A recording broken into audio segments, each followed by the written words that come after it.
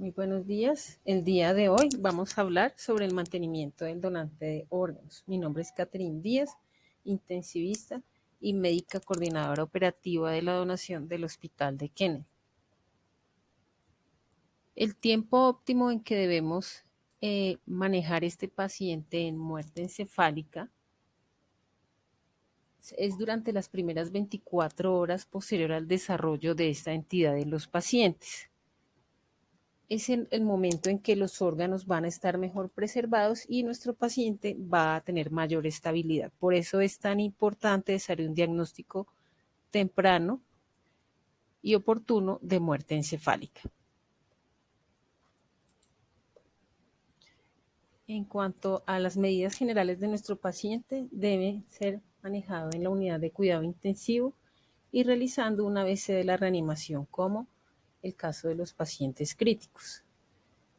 Deben contar con un monitoreo cardíaco continuo, pulsoximetría, idealmente capnografía, línea arterial para el monitoreo adecuado de la presión arterial.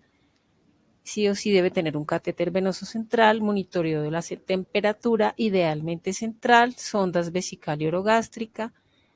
Debemos evitar que nuestro paciente esté totalmente en posición supina, es decir, siempre debemos tener la cabecera elevada a 30 grados y debemos evitar las posiciones pronas.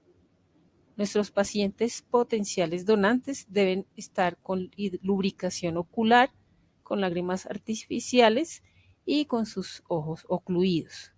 Debe hacerse terapia respiratoria, al igual que el paciente crítico. ¿Cuáles son las metas que vamos a tener en nuestro potencial donante? Una frecuencia cardíaca de 60 a 100 latidos por minuto, una presión arterial media entre 65 y 90 milímetros de mercurio, una presión arterial sistólica ideal de mayor o igual a 100, una frecuencia respiratoria que garantice tener un CO2 en rango de normalidad, 35 a 40, un gasto urinario de 0,5 a 1,5, una temperatura de 35 o más. Ya con 35 o más estamos cumpliendo la meta, un pH cercano o dentro de la normalidad, idealmente de 7,35 a 7,45, una saturación arterial de oxígeno mayor o igual a 90, una glucosa entre 120 y 180 miligramos por decilitro y un sodio sérico lo más cercano a la normalidad. En estas indicaciones nos hablan de sodios de 130 a 150. En el paciente en muerte encefálica tenemos una situación con la temperatura, y es que estos pacientes hacen una entidad llamada poiquilotermia, que es que la temperatura corporal del paciente se va a igualar a la del medio ambiente. Y el objetivo en este caso que debemos llevar es evitar a toda costa que el paciente pierda calor. La meta de temperatura, como les había mencionado, mayor o igual a 35 grados. ¿Cómo vamos a evitar la hipotermia?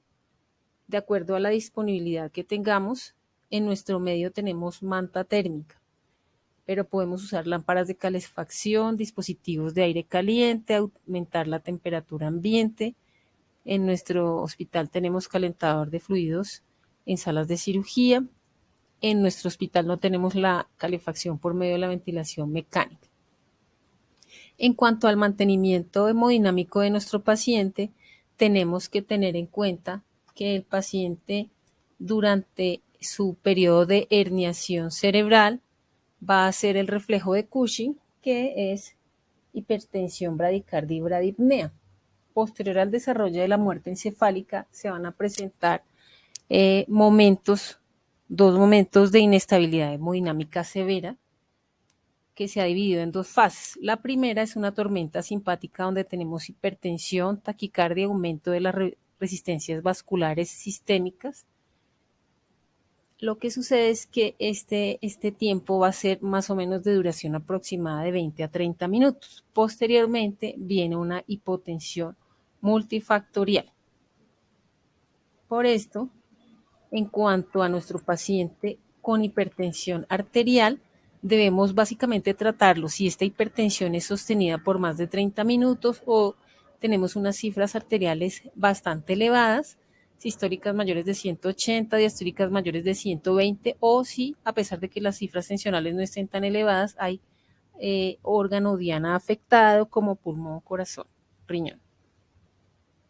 Los medicamentos de elección son medicamentos de acción corta, ya que, como les mencioné, la tormenta dura más o menos máximo 30 minutos, para que cuando termine y vemos que el paciente ya entra en el episodio de hipotensión, podamos suspenderlo y no tengamos nada de efecto posterior. Medicamentos de elección, la betalol y esmolol.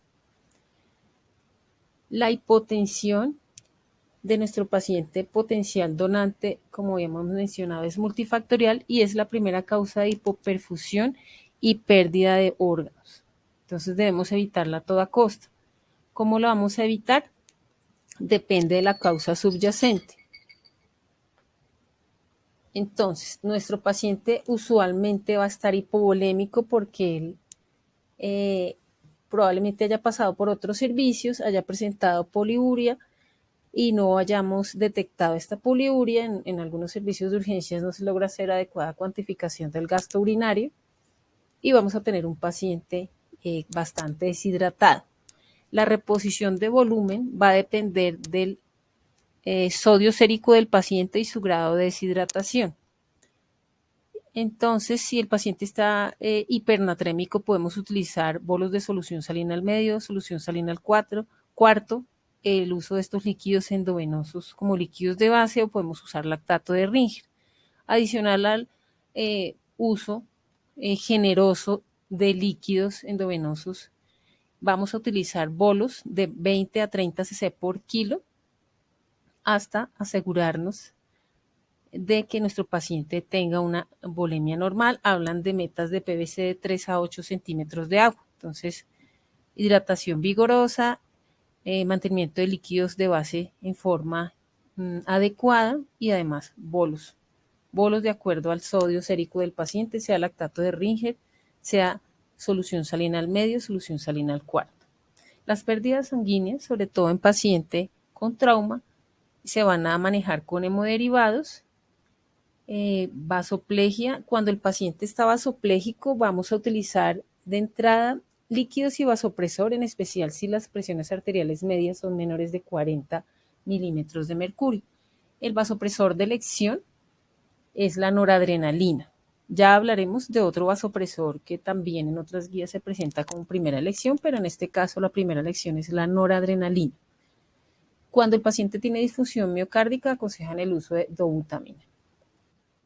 Los pacientes potenciales donantes de órganos tienen indicación de reanimación de acuerdo a las guías AJA. En algunas instituciones que hay disponibilidad de ECMO, se han soportado estos pacientes con circulación extracorpórea. En cuanto a la presencia de arritmias, entonces vamos a ver si el paciente tiene taquiarritmia o bradiarritmia y de acuerdo a ello se manejará. Entonces, en cuanto a las taquiarritmias, lo que vamos a hacer es manejar la causa subyacente. Si el paciente tiene algún trastorno hidroelectrolítico, ácido básico, si está hipotenso o hipotérmico, o que se le han administrado inadecuadamente catecolaminas, entonces lo que se maneja es la causa subyacente. En cuanto a las bradiarritmias, igual que de acuerdo a las guías AJA, pues lo que no podemos es usar la atropina, porque la atropina va a tener un efecto en el núcleo del nervio vago localizado en el puente y nuestro paciente tiene disfunción del puente, el puente ya no funciona.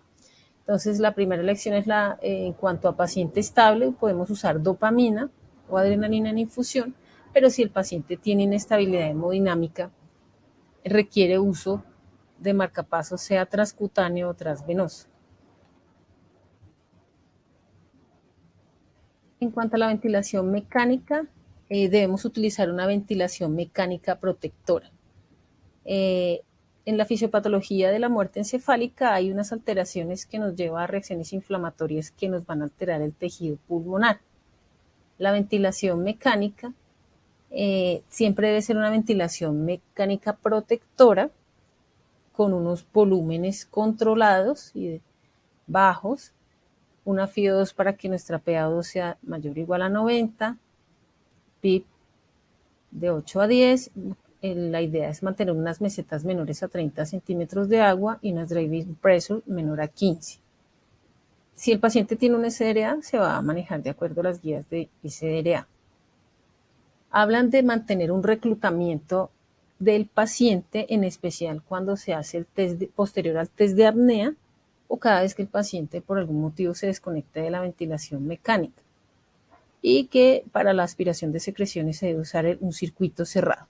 En cuanto al mantenimiento metabólico del paciente, tenemos que los pacientes en muerte encefálica usualmente podemos verlos hiperglicémicos y esta hiperglicemia es multifactorial por cambios en la microcirculación pancreática, por disminución de la secreción de insulina por el páncreas, por el uso de catecolaminas, por la hiperglicemia de estrés, por el uso de esteroides.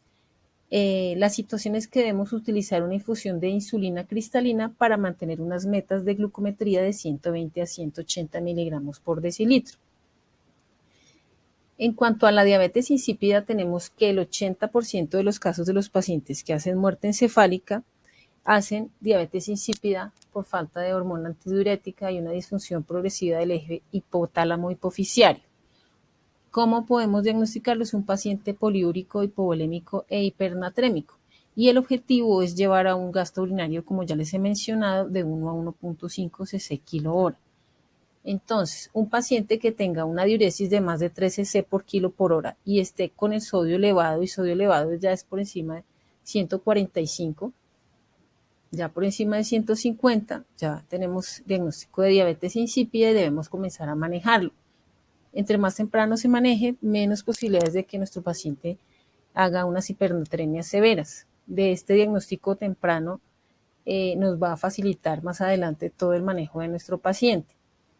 ¿Qué vamos a utilizar? Si el paciente está estable hemodinámicamente, podemos utilizar la desmopresina. Si el paciente está inestable hemodinámicamente, vamos a utilizar la vasopresina. Y este es un medicamento vasopresor que en algunas guías es el vasopresor de elección en los pacientes en muerte encefálica.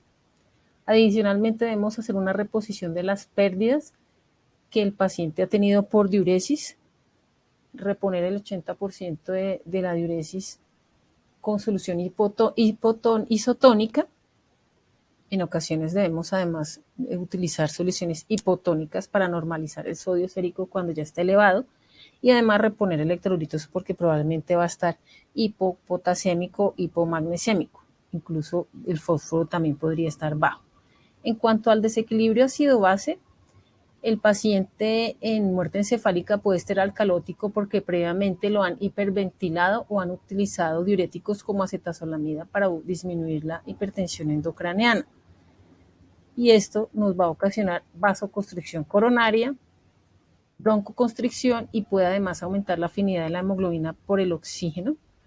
Entonces esto no nos va a convenir en el paciente potencial donante. El paciente puede hacer una acidosis metabólica severa por hipoperfusión tisular y esto nos va a llevar a una disminución de la contractilidad cardíaca y una disminución de la respuesta del endotelio a catecolaminas. Entonces es un paciente severamente inestable. Hay que corregir esta acidosis. En cuanto al manejo electrolítico, que es muy importante en el paciente potencial donante, es de vital importancia porque nos va a ocasionar también efectos deleterios en nuestro potencial donante. Por ejemplo, el sodio sérico y la hipernatremia puede ser predictiva de pobres resultados de los órganos que se trasplanten. Por ejemplo, es responsable de una disfunción primaria del injerto hepático. Cuando el paciente tiene bajo el fósforo y el calcio, puede estar presentando inestabilidad hemodinámica o si está bajo el calcio y el magnesio puede presentar arritmias. Por eso, en el paciente potencial donante se debe hacer medición de todos los electrolitos y hacer una reposición similar a la que hacemos en el paciente crítico, con excepción del sodio. Cuando el paciente está hipernatrémico, nosotros podemos hacer administración de agua libre en forma vigorosa porque ya no nos va a preocupar la desmilinización póntica. Podemos hacer normalizaciones rápidas de nuestro sodio sérico sin importarnos ya la desmilinización póntica porque ya el paciente está en muerte encefálica. En cuanto al manejo endocrino, tenemos que,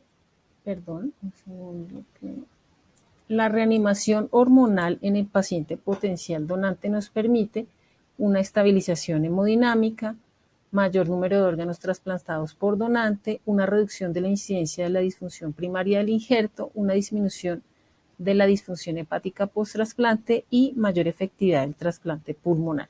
En cuanto al soporte suprarrenal, sobre todo en pacientes potenciales donantes cuyo proceso de donación se prolonga, se aconseja el uso de esteroides para la suplencia suprarrenal. En el caso de la metilprednisolona, la dosis es de 15 miligramos por kilo cada 24 horas, que eso más o menos es aproximadamente 1 gramo.